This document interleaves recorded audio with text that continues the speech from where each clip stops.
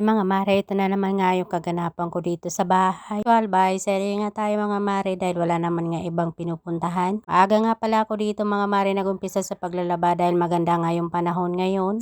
At pagkatapos ko nga dyan makapaglaba mga mare ay nagsaing na nga rin ako. Habang nakasala nga pala yung sinaing mga mare, ito't maghugas muna nga ako ng pinggan ng pinagkainan namin kaninang umaga. Iba, ito na nga talaga yung daily routine nating mga nanay kaya wala na tayong choice. Charis! As usual mga mare, tayo pa rin nga ang gagawa nito dahil walang iba. Iba tayo lang talaga mga nanay yung multitasking na nakagawa nito, all around nga tayo dito sa mga gawaing bahay. Pero libre nga ito at wala nga sahod. Charis!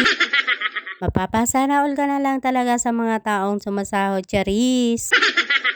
So, ganito nga lang talaga ako kapag nasa loob at nasa labas nga ng bahay. Ito yung mga gawain ko. Guys, mga mare, pagkatapos ko nga pala makapagugas ng mga pinggan, eto't nagpainit na nga pala ako ng mantika sa kawali para makapagluto na nga ng ulam. Matagal-tagal na nga rin silang hindi nakakain nito, pero ganito nga yung gagawin ko pala ang luto sa hotdog. Ako dyan ng kaunting mantika at kaunting margarine, tapos eto't igigisa ko nga pala itong sibuyas at bawang. Tapos pala mga mare, ito nilagay ko na nga pala itong mga hiniwa ko na hotdog. 2 piraso nga lang ito mga mare, pero dahil malaki naman, ayan, marami na nga rin. Tapos dinagdagan ko nga nitong natira nilang 2 pirasong meatloaf. Lang naman kasi para makain pa nga nila, kaya ito na yung gagawin ko. Bali, lalagyan ko nga pala ito ng sauce para naman hindi dry itong ulam nila. Wala naman nga akong tomato sauce mga mare, kaya ito yung lalagay ko, yung ketchup para sa sauce niya. At ayan, pagkalagay ko nga pala dito ng ketchup, maglalagay na nga rin pala ako dito ng tubig. Bali, mainit na tubig na nga yung nilagay ko dito para mabilis nga maluto mga mare. Palasa naman, naglagay ako dito ng asin, pamintang pino at saka oyster sauce para naman magkalasa. Para maging maganda naman nga yung combination nitong sauce nitong ulam. So ayan, pinaghalo-halo ko nga lang pala para nga mag-combine yung lahat ng pampalasang nilagay ko dito. Naglaga din pala ako ng 2 piraso nga ng itlog para tig-isa nga itong anak ko dahil 2 lang silang kakain. After ng ilang minuto, ayan, naluto na nga yung itlog at tinalo ko na nga rin dito mga mare. Para sa kaalaman nyo naman nga mga mare, ay bibira ko nga lang sila lutuan ng hotdog dahil processed food nga ito mga mare. Ayan, pagkatapos nga nito mga mare ay okay na nga rin ito at luto na. Hintayin ko na nga lang talagang kumain yung 2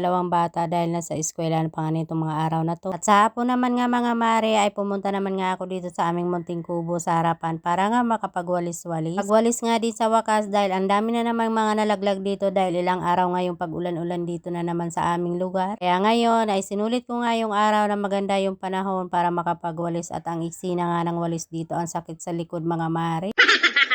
Ganito na lang muna mga mare ang buong ganap ko ngayong araw at kung nakaabot ka man nga hanggang dulo ng aking video ay maraming salamat. See you in my next vlog.